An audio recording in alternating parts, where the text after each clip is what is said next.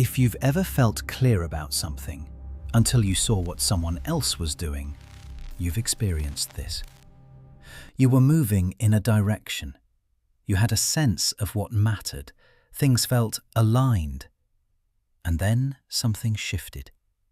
You saw someone further ahead, someone moving faster, someone doing something similar but differently. And suddenly, that clarity you had started to feel unstable. You began to question it. Should I be doing that instead? Am I moving too slow? Am I even on the right path? It feels like doubt, but it's not exactly doubt. It's comparison. And comparison doesn't just affect how you feel. It affects how you think. It replaces clarity with measurement. And the moment that shift happens, your thinking changes. Clear thinking is directional. It moves forward. It builds. It follows a line of reasoning based on what matters to you. But comparison interrupts that line. It introduces a second reference point, not your direction, someone else's. And now, instead of thinking about where you're going, your attention splits. Part of your mind stays with your path. The other part starts evaluating theirs. And evaluation creates friction. Because now you're not just thinking, you're comparing. Comparison introduces a new set of questions. Where do I stand? Am I ahead or behind? Is this better or worse? Should I adjust? These questions don't necessarily bring clarity. They bring measurement. And measurement changes the nature of thought. You move from exploration to evaluation, from building to judging, from direction to positioning.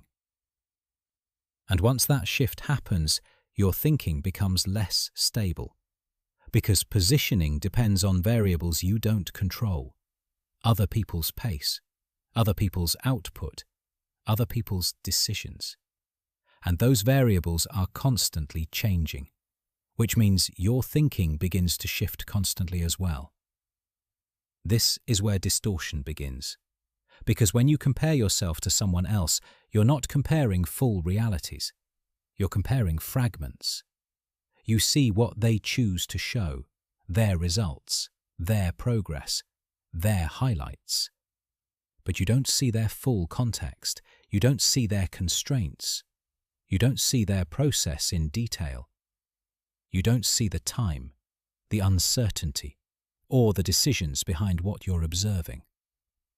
Yet your brain treats that fragment as a complete reference point, and that creates imbalance, because now you're measuring your full experience against someone else's partial presentation.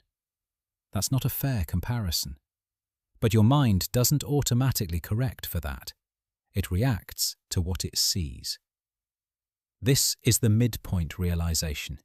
You're not losing clarity because you're incapable of thinking clearly. You're losing clarity because your attention has shifted away from your direction and towards someone else's position. That shift may feel subtle, but it changes everything. Because clarity depends on continuity. It depends on your mind staying aligned with a single direction long enough to build something meaningful. Comparison breaks that continuity. It introduces alternative paths, alternative speeds, alternative standards, and now your mind has to process all of them. This is why comparison often leads to hesitation. You start second-guessing decisions you were previously confident in. You pause. You reconsider, you adjust. Not because your original direction was unclear, but because a new reference point disrupted it. And the more reference points you introduce, the harder it becomes to stay stable. Because now you're not just choosing a direction, you're constantly recalibrating it. This is where clear thinking breaks down. Not because you lack intelligence, not because you lack discipline, but because your attention is no longer anchored. It's reactive.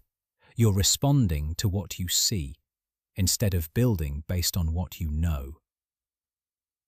And this effect becomes even stronger in the current environment, because today you're exposed to more people, more ideas and more output than ever before. Through social platforms, through content, through AI-generated work, you can see what hundreds or thousands of people are doing at any moment. You can compare instantly, continuously, without even intending to. And every time you do, your thinking has to adjust, even slightly. But those adjustments accumulate, and over time, they create instability. Artificial intelligence adds another layer to this. Not because it creates comparison directly, but because it increases visible output. More people can produce more content, more ideas, more work faster than before, which means there's more to compare against, more examples, more variations, more perceived standards. Without clarity, that environment can feel overwhelming because it constantly presents new benchmarks. But with clarity, something different happens. You stop using the environment as a measuring tool, and you start using it as a resource.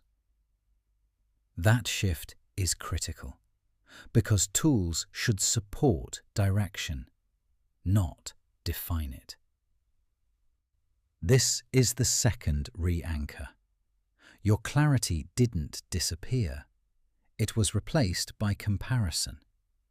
And once you recognize that, you can begin to correct it. Not by avoiding the world, not by ignoring what others are doing, but by changing how you relate to it. Clear thinkers don't eliminate comparison entirely. They just don't let it control their direction.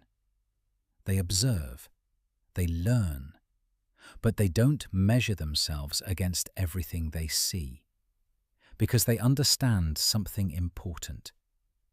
Comparison expands variables. Direction reduces them. And clarity depends on reduction. When your direction is clear, fewer things feel relevant. Fewer things interrupt your thinking. Fewer things require evaluation. And your mind stabilizes.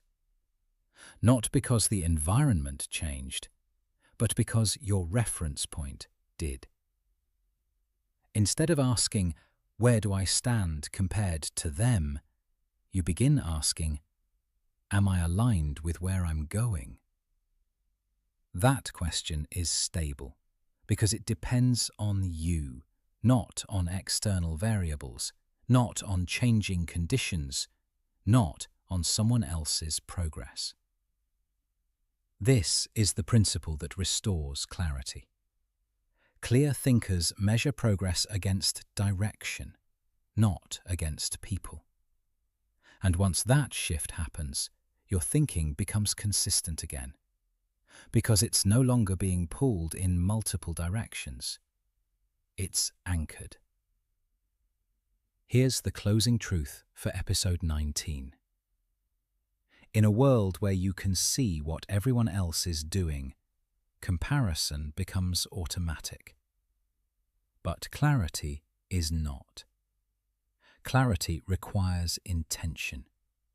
It requires you to stay connected to what you're building, even when other paths are visible.